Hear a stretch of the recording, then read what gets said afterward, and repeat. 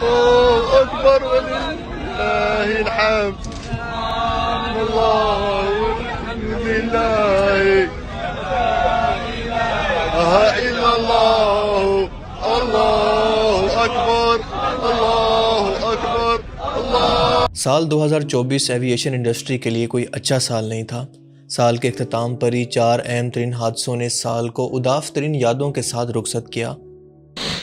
पहला हादसा पेश आया 25 दिसंबर को अज़रबैजान की एयरलाइन एम्बरर ईजेट के साथ। फ़्लाइट J28243 जो कि अज़रबैजान के कैपिटल बाकू से चिचनिया के कैपिटल ग्रोज़नी जा रही थी। ये तमाम इलाका रशिया के अंडर आता है।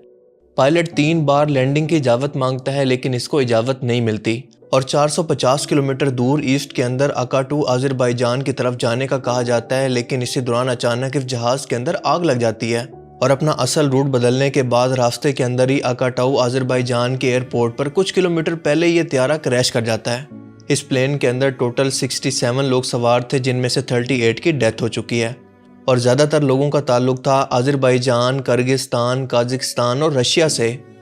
इब्तदाई इन्वेस्टिगेशन के मुताबिक इस हादसे की वजह दरअसल जहाज़ में लगने वाली आग की वजह से इसके नेविगेशन सिस्टम का ख़राब हो जाना था और ये आग लगी थी रशिया की एरोस्पेस से गुजरते हुए इसके डिफेंस सिस्टम की तरफ से एक रॉकेट इस पर फायर करने की वजह से।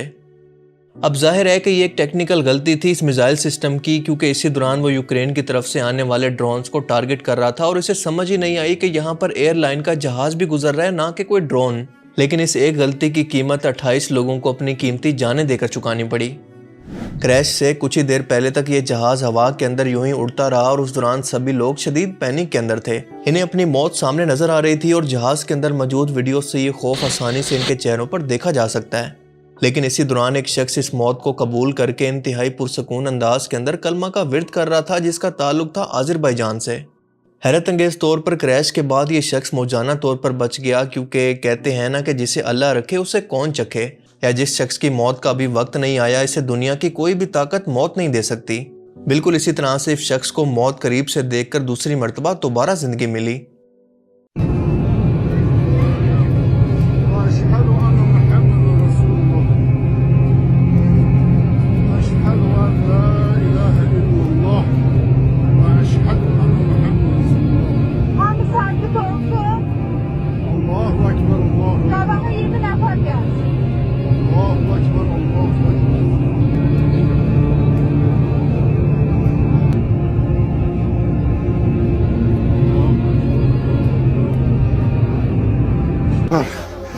अल्लाहु अकबर। हालांकि इस हादसे पर रशियन प्रेसिडेंट व्लादिमीर पुतिन ने अपनी गलती मानकर माफ़ी भी मांगी है, लेकिन अज़रबैजान के सदर का कहना है कि रशिया इस तमाम हादसे की जिम्मेदारी कबूल करे और तमाम जानी और माली नुकसान को भी पूरा करे, दीद और इमदाद की सूरत में। अब पुतिन का इस पर कहना है कि इसके अंदर गलती सिर्फ रशिया की नहीं है बल्कि यूक्रेन की भी है, क्योंकि हवाई जहाज के कमांडर ने कई मरतबा यहाँ पर अपने असल रूट पर लैंड करने की इजाज़त मांगी, लेकिन उसको यहाँ से डाइवर्ट इसीलिए कर दिया गया क्योंकि यूक्रेन की तरफ से हमले का खतरा था। और सबूत के तौर पर बेशक आप रिकॉर्ड चेक कर लें कि रशिया के आसपास के इलाके मसलन मोज़दक, ग्रोज़नी और व्लादिकावकाव जैसे इलाकों पर यूक्रेनियन ड्रोन यहाँ पर हमला करने के लिए मौजूद थे। रशिया का एयर डिफेंस सिस्टम तो सिर्फ इन्हीं ड्रोन्स को टारगेट कर रहा था, लेकिन दूसरी तरफ यूक्रेनियन प्रेसिडेंट ने इसको इल्ज़ाम कहकर सीधा सीधा इससे इनकार कर दिया है। अब इस तमाम सिनेरियो के बाद आपके ख्याल में कौन सही है और कौन गलत, मुझे कमेंट करके ज़रूर बताना। 28 दिसंबर को साउथ कोरिया के अंदर एक पैसेंजर एयरक्राफ्ट गिरकर तबाह हो गया और आमतौर पर पैसेंजर एयरक्राफ्ट के हादसात हवा के अंदर किसी खराबी या फिर एक्सीडेंट की सूरत हुआ करते हैं, लेकिन ये केस यूनिक इसलिए है कि ये सेफली रनवे पर लैंड करने के बावजूद भी एक कंक्रीट की दीवार से टकराकर तबाह हो गया और इसके अंदर 150 लोग मारे जा चुके हैं। ये एयरक्राफ्ट साउथ कोरिया की जीजू एयरलाइन के बोइंग 737-800 का था, जो कि थाईलैंड के कैपिटल बैंकॉक से उड़ा और साउथ कोरिया के शहर मुआन के अंदर इसे लैंड करना था। लेकिन एन एयरपोर्ट पर लैंडिंग के वक्त इसके साथ कुछ परिंदे टकराए, जिसकी वजह से इसके लैंडिंग गियर तबाह हो गए। लिहाजा बिना लैंडिंग गियर के ही पेट के बल यानी अगला हिस्सा नीचे झुकाकर इसने लैंडिंग की कोशिश की, लेकिन मसला ये था कि ये रनवे बहुत ही छोटी लंबाई का था, लिहाजा बेकाबू होकर ये कंक्रीट की दीवार से जा टकराया और ब्लास्ट हो गया। इन्वेस्टिगेशन के मुताबिक सिर्फ परिंदों के टकराव के अलावा इस प्लेन के डिज़ाइन के अंदर खराबी और रनवे का गलत लंबाई पर मौजूद होना भी बराबर के कसूरवार हैं। दरअसल इस रनवे की लंबाई सिर्फ और सिर्फ 2800 मीटर थी, जो कि रनवे के हिसाब से बहुत ही छोटी है। सिर्फ कुछ ही अरसा पहले तक ये 3000 मीटर थी, जिसको कंस्ट्रक्शन वर्क की वजह से छोटा कर दिया गया। लेकिन इसी के मुकाबले में साउथ कोरिया के कैपिटल इंचियोन इंटरनेशनल एयरपोर्ट का रनवे तकरीबन 3750 मीटर लंबा है, जो बाकी दुनिया में 5000 मीटर तक भी रखा जाता है। इसके अलावा एक्सपर्ट इस कंक्रीट की दीवार पर भी सवाल उठा रहे हैं कि इसे कंक्रीट जैसी मजबूत चीज से क्यों बनाया गया, किसी लाइट मटेरियल से क्यों नहीं बनाया गया जो कि इमरजेंसी पड़ने पर टूट भी सके। मुआन एयरपोर्ट जहां पर मौजूद है, यहाँ पर आइलैंड और समंदर मौजूद है, जहां पर बाकी दुनिया से हिजरत करके आने वाले परिंदे आराम करते हैं, और इसी वजह से यहाँ पर परिंदों के साथ अक्सर टकराव लगा रहता है। इसके अलावा बैंकॉक से मुआन का ये रूट सिर्फ 21 दिन पहले ही शुरू हुआ था, जिसके अंदर सेफ्टी स्टैंडर्ड को नजरअंदाज किया गया। इस तैयारे के अंदर टोटल 181 लोग सवार थे और सिर्फ 2 लोगों को बचाया जा सका है, और 179 यानी 179 लोग इसके अंदर मारे जा चुके हैं। जीजू एयरलाइन ने इस हादसे के बाद पूरी कौम से सर झुकाकर माफी मांगी है, और 1997 के बाद ये साउथ कोरिया का दूसरा सबसे बड़ा हादसा है, और इसी वजह से गम के अंदर पूरे मुल्क के अंदर 7 दिन तक शोक का ऐलान किया गया है। इस तैयारे के 2 ब्लैक बॉक्स को, जिसके अंदर फ्लाइट का तमाम रिकॉर्ड और कम्युनिकेशन रिकॉर्ड होता है, ये भी रिकवर हो चुके हैं, और अब इस पर मजीद इन्वेस्टिगेशन के बाद इसकी असल वजूहात और लापरवाहियों का पता चल सकेगा, जिसको इस्तेमाल करके और अपनी गलतियों से कुछ सीख कर हो सकता है कि मुस्तकबिल के अंदर हम इस तरह के हादसात को रोक पाएं। इसी 28 दिसंबर को एक मजीद अहम हादसा भी होते होते मौजाना तौर पर बच गया।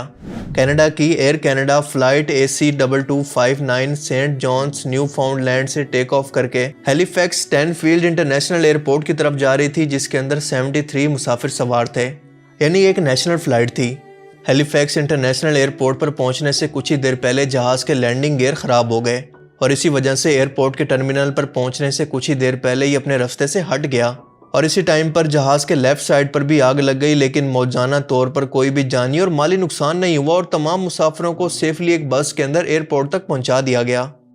कैनेडियन ट्रांसपोर्ट सेफ्टी बोर्ड इस हादसे की तहकीकात के अंदर मसरूफ है कि जान सके कि इस लैंडिंग गियर के फेलियर की असल वजह क्या थी। और फिर ये हादसात की लिफ्ट यहीं पर नहीं रुकती, बल्कि सिर्फ 2 दिन पहले 29 दिसंबर को स्विट्जरलैंड की एयरलाइन फ्लाइट 188 को कप्तान के केबिन और कॉकपिट के अंदर स्मोक घुस जाने की वजह से इमरजेंसी लैंडिंग करवाना पड़ी, जो कि किसी भी वक्त एक बड़े हादसे के अंदर बदल सकती थी। ये फ्लाइट बुचारेस्ट रोमानिया से ज्यूरिच यानी स्विट्जरलैंड के लिए जा रही थी, जिसके अंदर 73 मुसाफिर सवार थे। पहाड़ी इलाके पर मौजूदगी की वजह से यहाँ पर फोग की वजह से कप्तान की हद निगाह बिल्कुल जीरो हो चुकी थी, लिहाजा इमरजेंसी के अंदर इस जहाज को ऑस्ट्रिया मुल्क के एक शहर के अंदर उतार दिया गया, और यहाँ पर भी लैंडिंग के बाद 12 मुसाफिरों और 4 क्रू मेंबर्स को मेडिकल कंडीशन की वजह से जहाज से उतारना पड़ा। और ये है फ्लाई जिन्ना की फ्लाइट, जो कि इमरजेंसी लैंडिंग करती है लाहौर एयरपोर्ट पर किसी टेक्निकल फॉल्ट की वजह से, और इस टेक्निकल खराबी की वजह भी स्मोक का जहाज के अंदर घुस जाना बताया जा रहा है। अल्लाह ताला से दुआ है कि वह हम सबको महफूज रखे।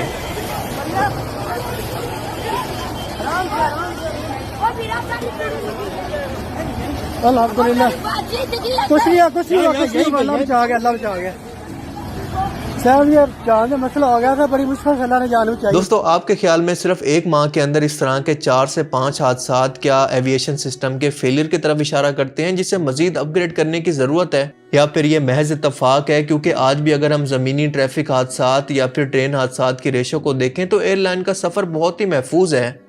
वैसे तो एविएशन इंडस्ट्री के अंदर क्रैश लैंडिंग जिसके अंदर कोई जानी व माली नुकसान ना हो, ये बिल्कुल कॉमन सी बात है, लेकिन आज़रबाईजान और साउथ कोरिया का मामला इंतहाई अफसोसनाक है, क्योंकि एक भी इंसानी जान इंतहाई कीमती है।